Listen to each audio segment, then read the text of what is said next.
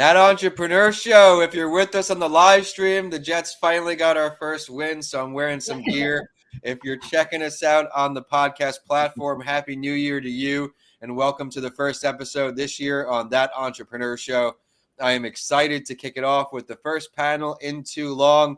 I'll have our guests give a brief intro, and remember, we're brought to you by ComingAlivePodcastProduction.com. Here on the screen, we've got Jerry, James, Michelle, and Sheila. So we'll start it off. Sheila, please introduce yourself to our audience who missed your first show. Hi, so I'm Sheila Butler, founder and chief marketing officer of Butler Marketing Group. I'm located in the Orlando, Florida area, and I create marketing that leaves a legacy for small, medium, and Fortune 100 companies at a fraction of the cost. I love it. Well, welcome to the show. Michelle, please introduce yourself. Hi, I'm Michelle Puff, and I'm here in Tampa, Florida, and I am a health and wellness coach. I was a personal trainer for years, and so my health and wellness coach is called Happy Healthy Human, and I'm also an author of a book, Health Revival.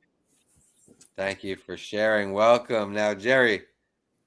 Sure. I'm a serial entrepreneur, exited founder, best-selling author and podcast host of Business Mastery. We help startup and early-stage businesses to grow and succeed. And where are you located? Boston, Massachusetts. It's like New York, but good. And now, last but not least, our friend James. Yeah, hi. My name's James Strayer. I've been an entrepreneur for about 30 years. I've helped grow and scale a number of good-sized commercial painting companies. If any of you are hockey fans, the Edmonton Oilers' new arena a few years back, I painted pretty much the whole thing. I've sold some of those businesses and started another one.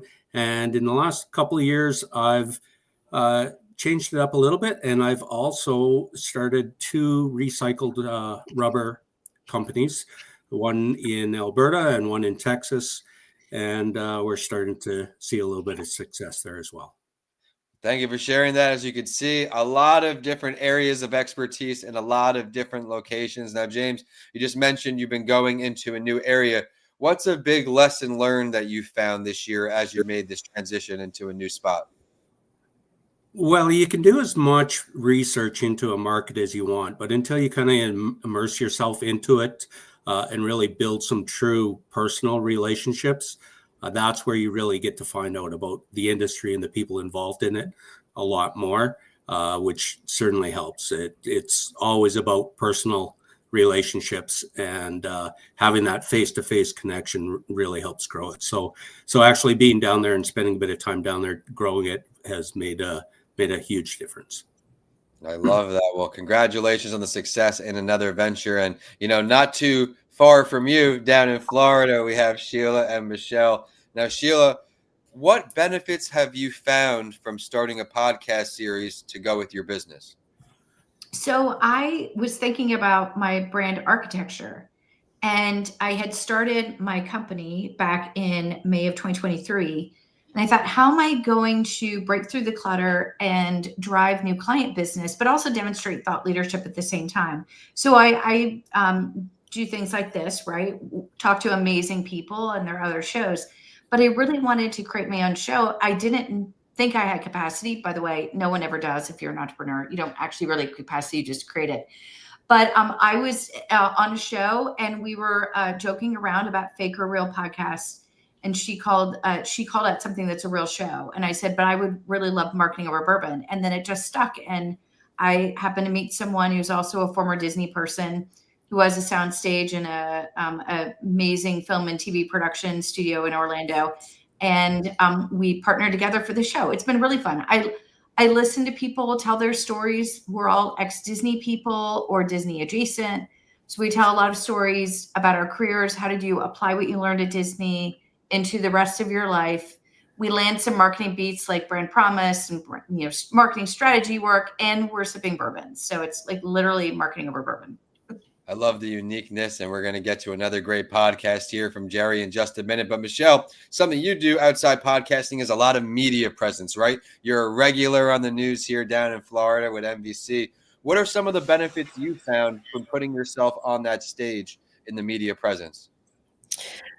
Well, I'll definitely say that being on television regularly gave me the confidence to write my book, Health Revival. And it has gotten me some clients for the wellness space, and just has built my confidence, and it has helped me grow as a speaker.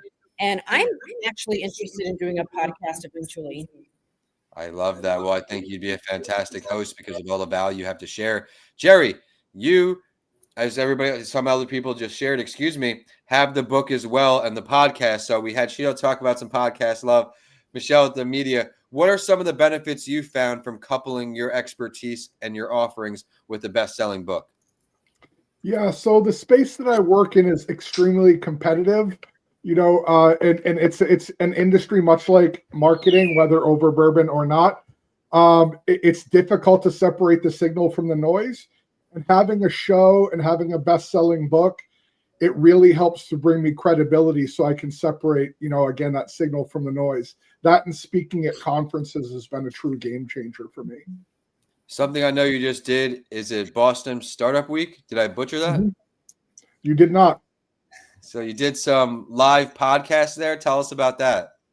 That was pretty exciting. So it's my second year there. I'm pretty plugged into the startup community, and it was a lot of fun. So it's held at Suffolk Law University, right there in the lobby. We're up there. We did 4 shows back to back, probably 1,000 people at that conference. So it was a really exciting time. And again, that's my target market. So people that are pretty early stage, when founders are discovering that building dynamic teams is easier to say than it is to do, is really my sweet spot for jumping aboard. Well, building dynamic teams, something everyone here does beautifully. James, you've done it across multiple companies. Right now, you're digging into this next one, and that allowed you to have an exit, like Jerry just shared. What's a piece of advice you could share with our audience, James, from your exits that maybe you didn't know prior to? Well, all exits are certainly different, that's for sure. Again, whether it's starting or finishing a business or exiting a business, again, it is about the relationships. It's doing it in a healthy way. So just truly being open and honest and communicating through the whole process is what it's about. And that also allows you to keep doors open for any future growth or otherwise. It's the connections that you make are everything in this industry and in life. So I think just really having an open mindset and a communicating role through the whole thing, it really helps with the exit. Thank you for sharing that, James. As everyone is an exit candidate, right? We build these companies up because we're experts. So, Michelle, I know you love sharing some of these because I remember our podcast show. You have some big tips that you have for longevity and health and wellness, right? Would you mind sharing 1 or 2 for us? Of course. Well, I have 6 big tips, but I'll start with the most important one because they go in order, is stress management, because every doctor visit, in fact, up to 90% of them is always driven back to stress. So 90% of every time people go to the doctor in the United States, it has to do with stress. So we've got to learn to manage our stress because stress makes you sick. I know we've all heard this term. And then the second biggest thing is sleep. So sleep is super important for humans, and we all need 7 to 9 hours every single night. And if you're not sleeping, then there's a 12% bigger chance you might die early. And number 3, if I could throw in a third one, would be water. So we should all be drinking about 100 ounces of water every single day. The average American drinks 8 ounces of water. And there's tons of reasons for this. Can't go into all of them. But all of our cells thrive on water. And if they're dehydrated, then our body's not working properly. Thank you for sharing that. And everyone, stick around to the end of the show. I'll show you where to get that book and get all of the great things in it because everyone here has a lot of great offers to share after the show. Sheila, you're big in the marketing world. What's a marketing tip you can offer? We'll start with an early stage founder, and then we'll talk with someone who scaled their company. Honestly, I think you start at the same place. You've got consumer insights, so you know about your audience, but then you really need to think through what are your business objectives? What are you trying to achieve with your marketing? And start the business objectives. Is it to drive 6 million in your business next year? And then therefore, what's the marketing objective?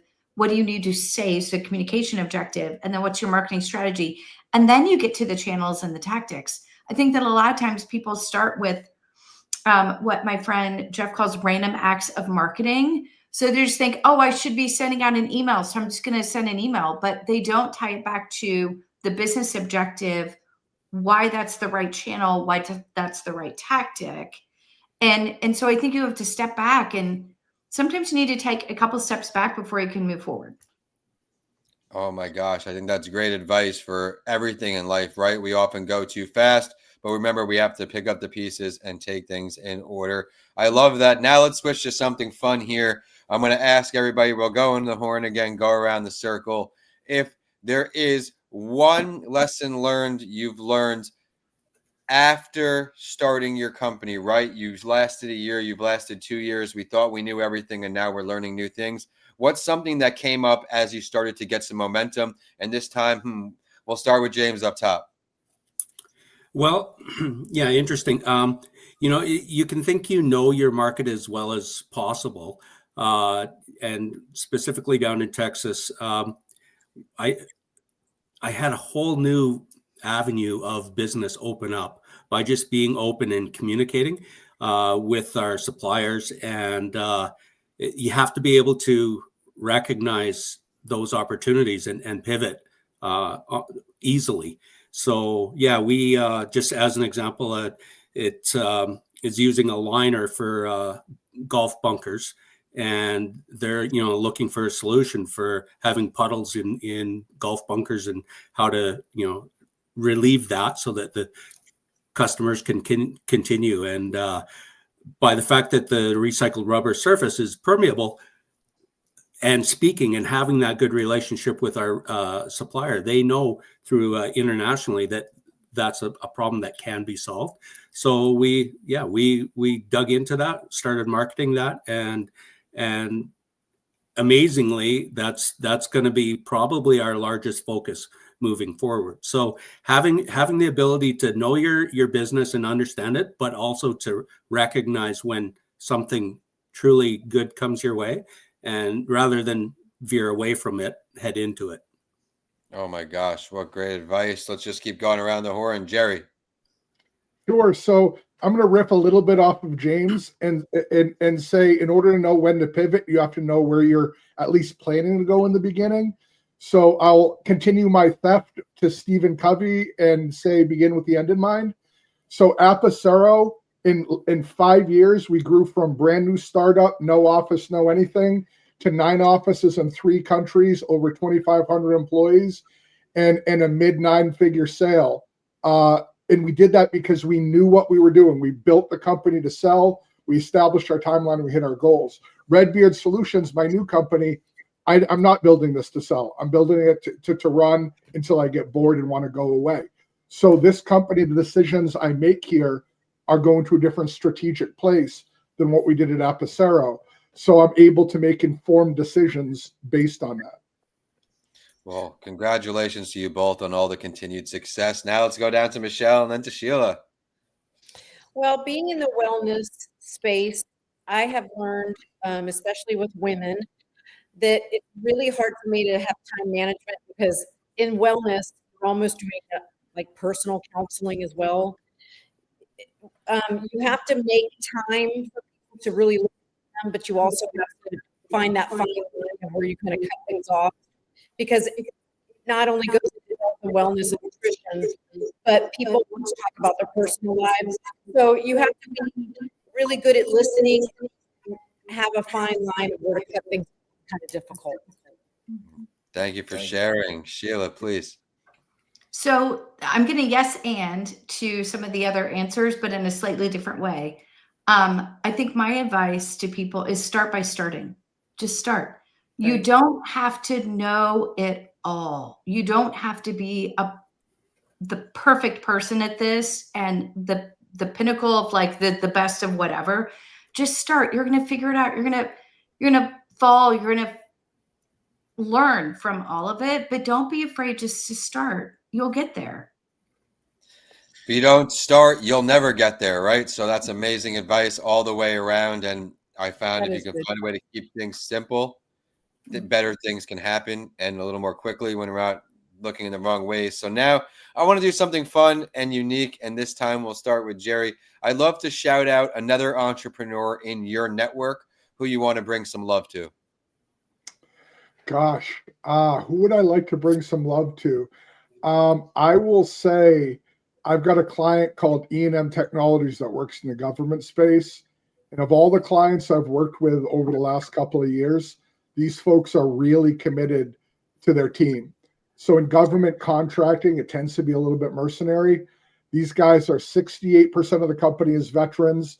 They rehire almost exclusively. If a contract ends and they don't have a role for that new person, they will actively headhunt them to their competitors rather than see the person go without a job.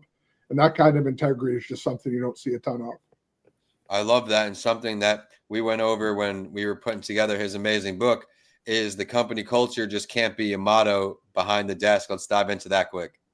Destination employer. Yeah, exactly. So destination employer is all the things we did at Epicero to achieve the incredible success we did.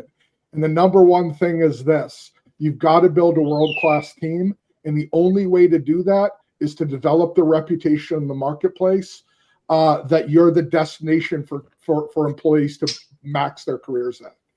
And once you do that, everything else falls into place. And the way you do that is to have an employee-first company. You take care of your people, you develop them, they take care of you. Thank you for sharing that, and congratulations on the books. James, I see you ready to say something. Oh, no, I'm thinking, but absolutely, I'm happy to jump in.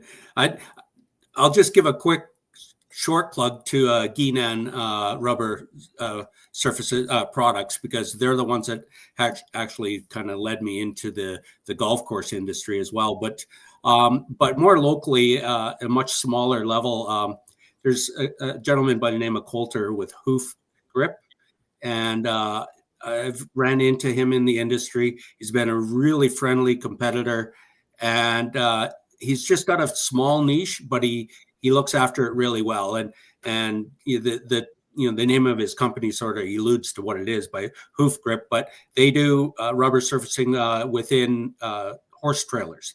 So in the equine industry, and it's a port in place. And he's just a really friendly competitor who's happy to talk and share ideas and, understanding about where different supplies come from. And I've enjoyed getting to know him. And, we're always going to have competition. So to embrace and realize that there's friendly competitors out there and learn and grow from them is an important thing. Well, absolutely. You said a lot of great points there, and thank you for sharing that. We'll go right under you to Sheila. Please shout out an entrepreneur. So I've got two. I'll be really fast. So one is Angie Roberts. She's in Cincinnati. She's one of my Avengers. That's my business model. I don't actually have like full-time employees. I have Avengers that I bring in on different things, and we're launching a gorgeous campaign in an airport terminal in a couple weeks.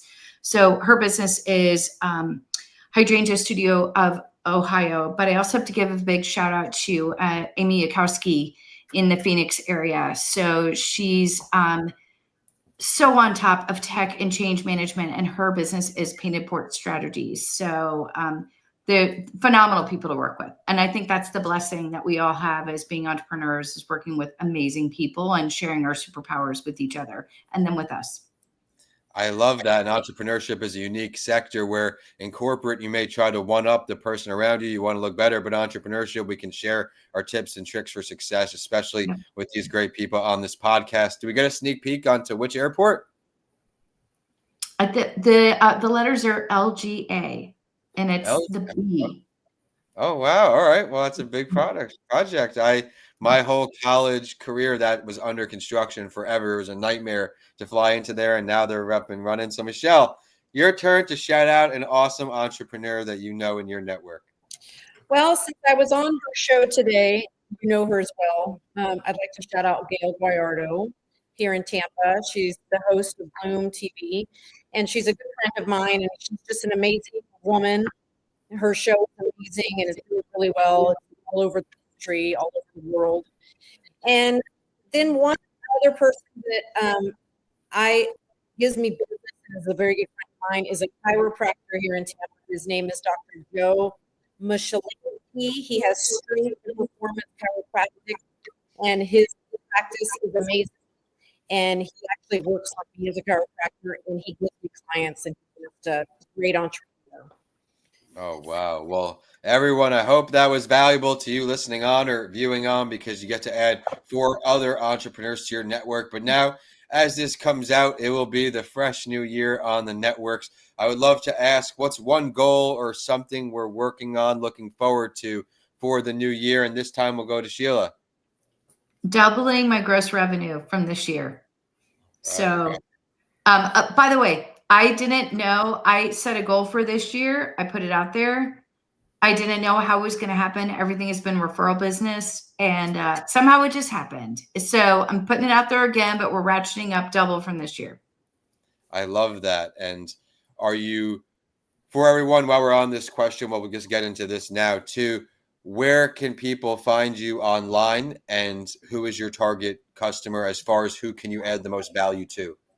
So I'm at butlermg.com. So Butler for M for marketing and G for group.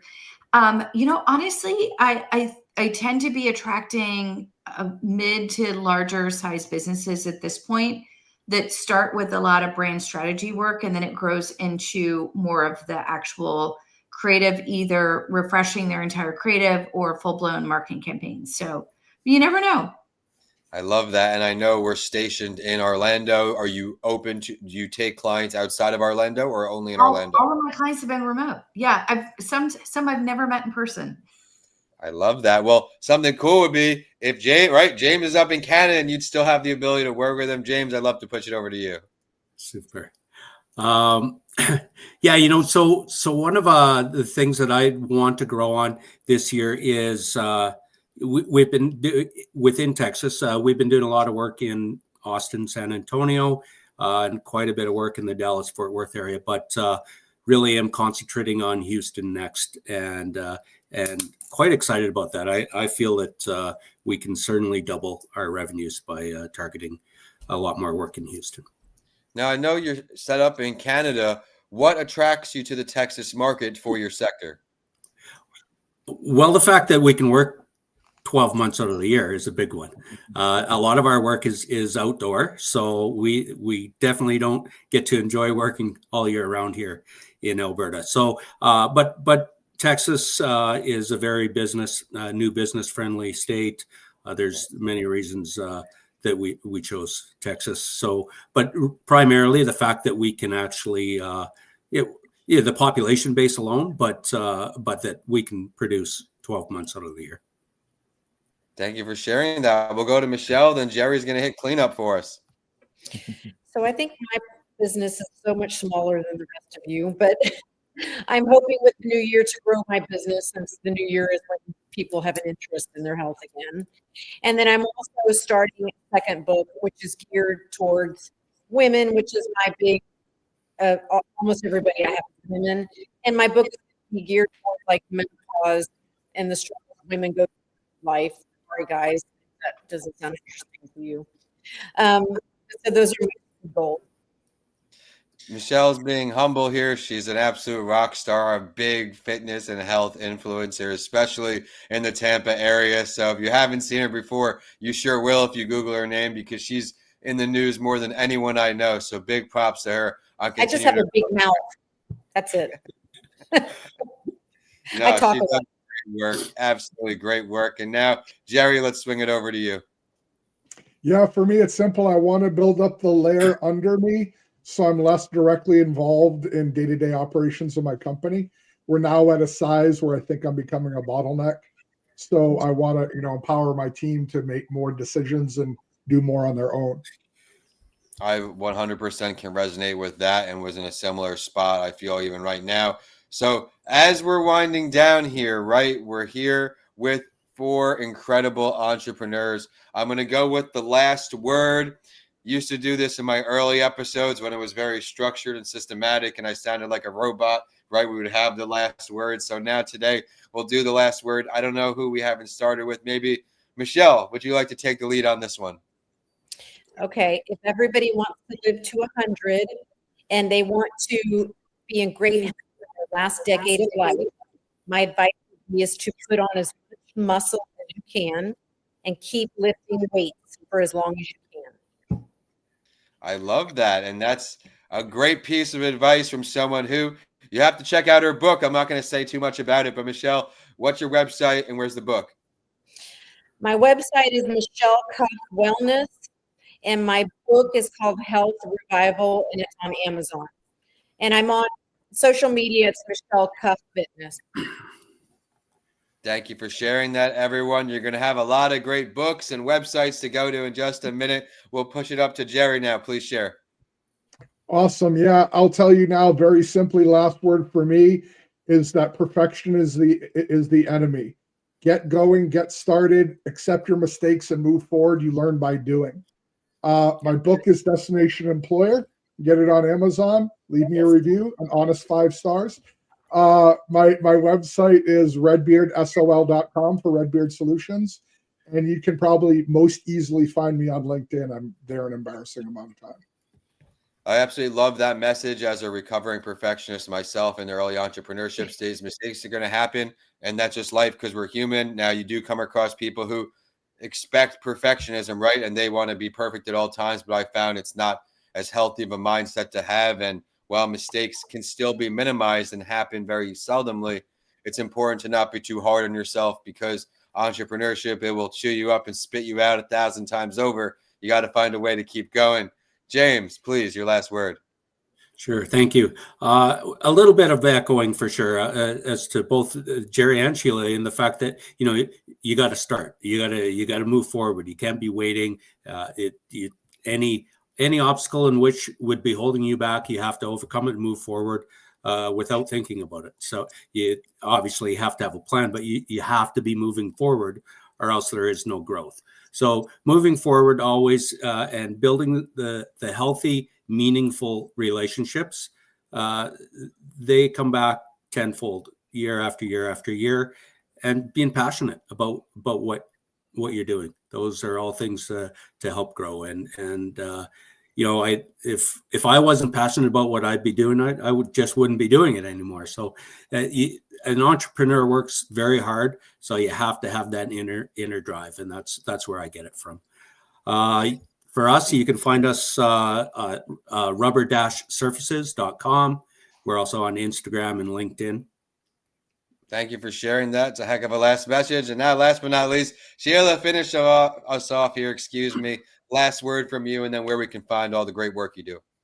Oh my goodness. So I was thinking about what you all have shared today, and Vincent, something you had tapped into about supporting other entrepreneurs. One of my favorite quotes is a candle loses nothing by lighting another candle. So let's just help each other out, right? Everybody's working hard. They're coming from their heart and from their level of expertise. And so if we can just support one another, I think we all benefit from it. So absolutely. Yeah, me too. Where's the best place to find you online? So they can look me up at Sheila Butler in LinkedIn. They can go to butlermg.com, or they can subscribe to my very tiny little YouTube channel, Marketing Over Bourbon, or find me Marketing Over Bourbon on Instagram. So yeah. Oh, Can you say that again, Sheila, on Instagram? Marketing Over Bourbon. Marketing. Yeah. Okay. Yeah, everyone, please connect. I would love to see something cool. Yeah, right. A great podcast, maybe on one of their shows, a collaboration. So we had Canada. We went up north in the United States, down south in the United States. My name is Vincent Lancey. I want to thank you for tuning in to another episode here on That Entrepreneur Show. Please remember to subscribe to stay current with our community of entrepreneurs, and leave us a review if you enjoyed today's show. Again, we had James and Jerry, Michelle, some great rock stars in the show description. When it goes live, you'll catch their early episodes, so be sure to listen because it's always fun to follow their journey and tackle the new inspiration inside each. With that, we're signing off today down here, this time in Coral Springs, Florida. Thank you, everyone, for joining me. Thank you. Thank you so much. Thanks. Thank you. Thank you, Vincent. Of course.